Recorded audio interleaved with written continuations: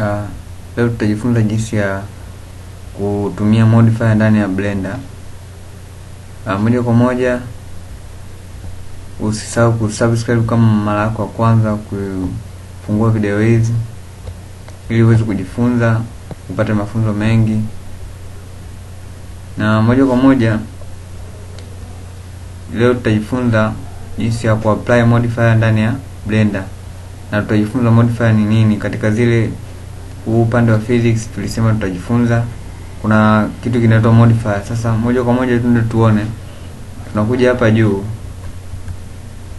tuje tuadi cube yetu.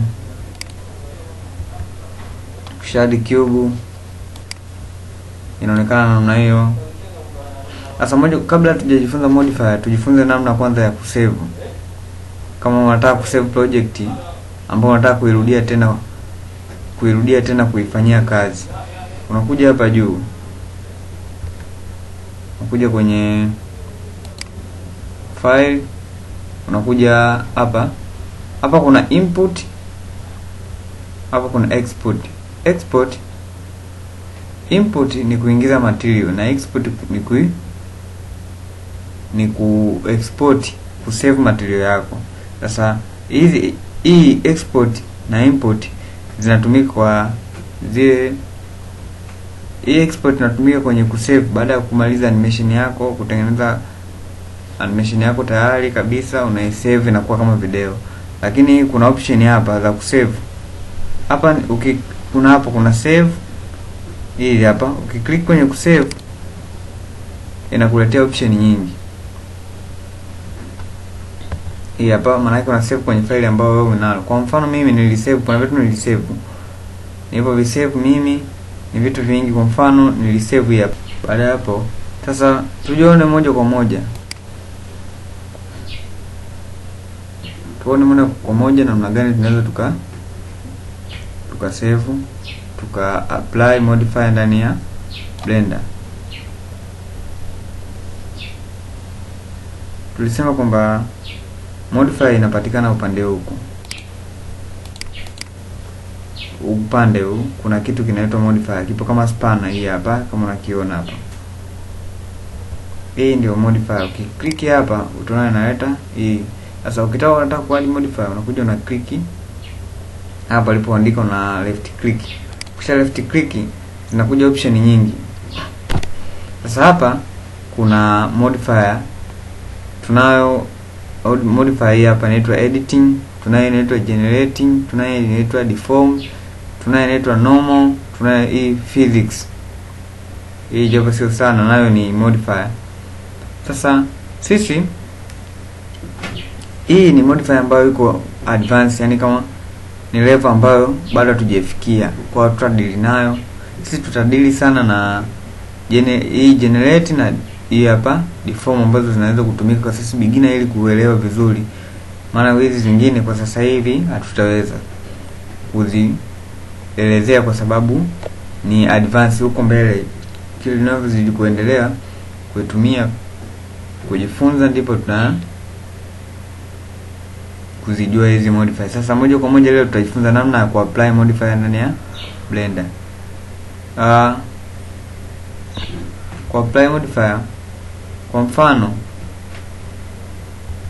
kwenye hii generate hapa, ukija kwenye generate utaona kuna option. Gusa hapa generate, utaona options zinatokea hizi nyingi hapa.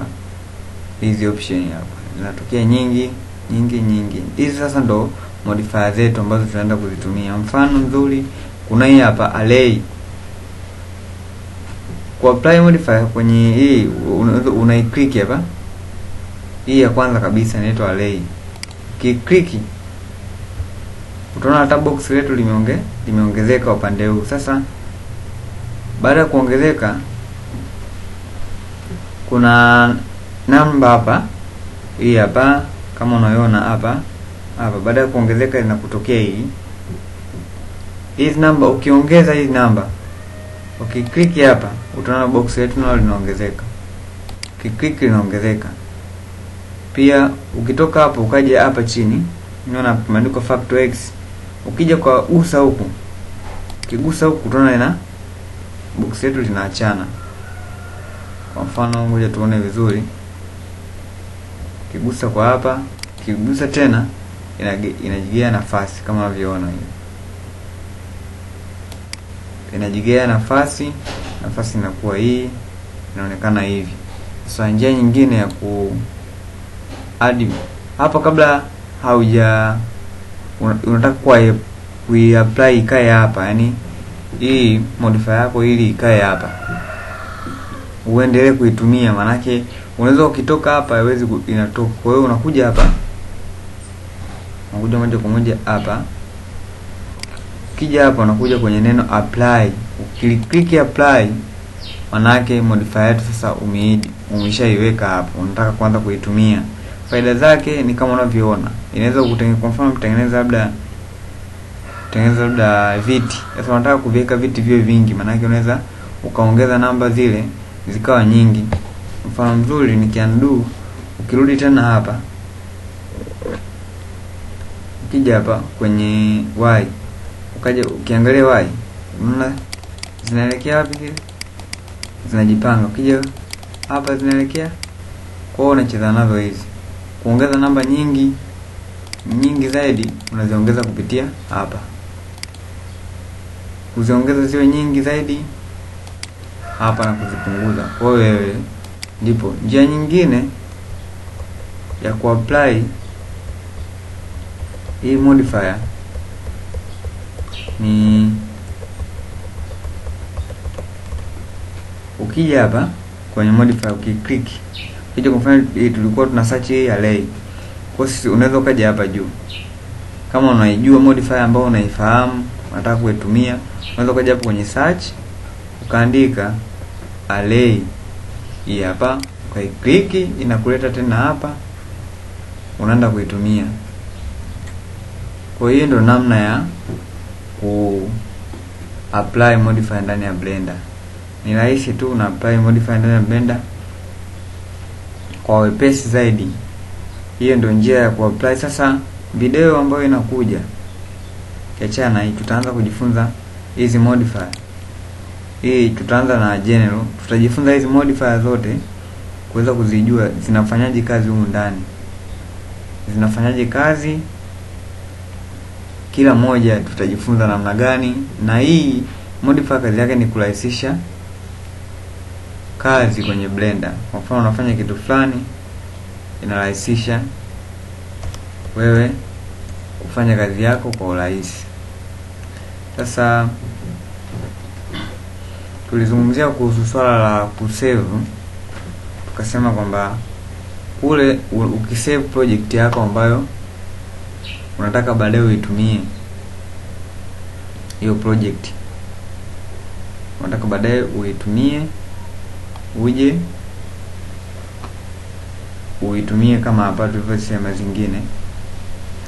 Kwangu mimi njia ambayo naweza nikaitumia, naweza nikarudi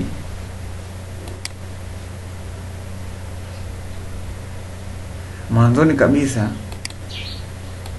Ukiwa unaingia kwenye ile unaifungua, kama ushaisave kazi yako, ikitokea hiki kitu utaona hizo save zipo hapa.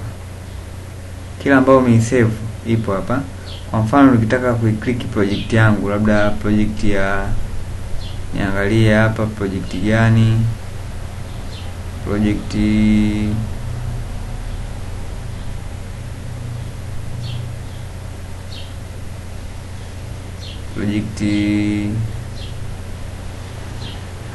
labda ni click hiyo. Ukisha click hapo